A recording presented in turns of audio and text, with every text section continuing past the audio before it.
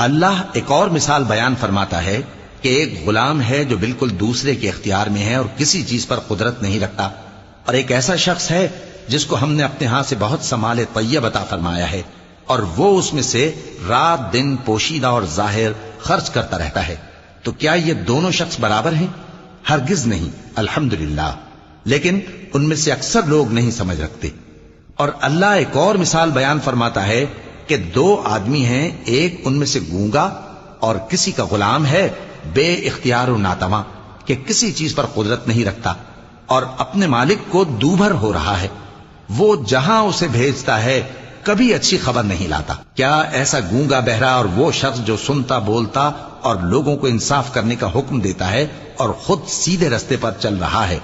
دونوں برابر ہو سکتے ہیں؟ اور آسمانوں اور زمین کا بھید اللہ ہی کے پاس ہے، اور اللہ کے نزدیک قیامت کا آنا